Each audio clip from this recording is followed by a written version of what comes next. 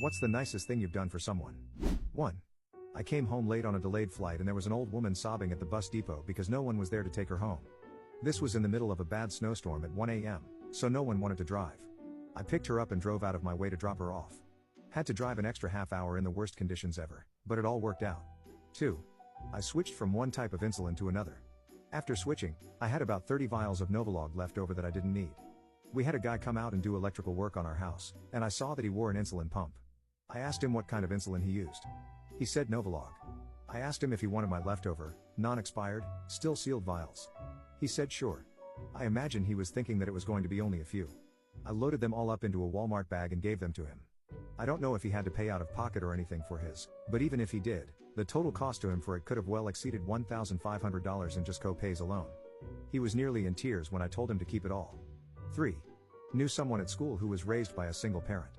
Said parent develops cancer, and my friend, who had been obviously depending on her, became utterly depressed. Couldn't cook meals, finish schoolwork, do sport, most of his time was dedicated to his parent. I cooked/bought meals for him, helped him catch up on all his missed classes, organized stuff to get him outside, etc. He's doing better now, so is his mom, although we don't talk anymore. Still, it felt worthwhile. 4. I helped a waitress at a restaurant I frequent.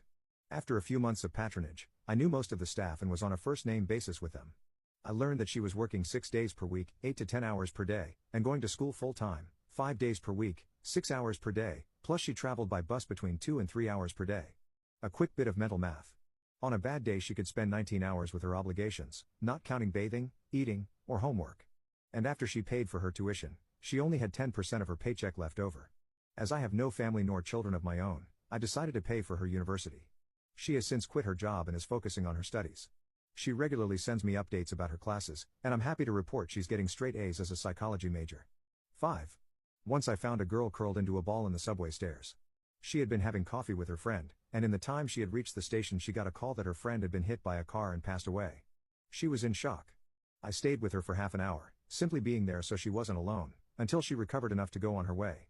6. Someone dropped their lotto ticket and I returned it to them. They won $400 and gave me half. 7. An old buddy of mine was having trouble with his graphic design homework, and I was a year ahead of him in university. So he comes to me asking for help because he knows he isn't that good. I proceed to go to his room and sit there for a solid 6 hours helping him understand fundamentals, learn hotkeys, and answer any of his questions. The next day he says he is now passing, and his teacher is proud of how much he has improved. He gives me a burrito, and we call it even.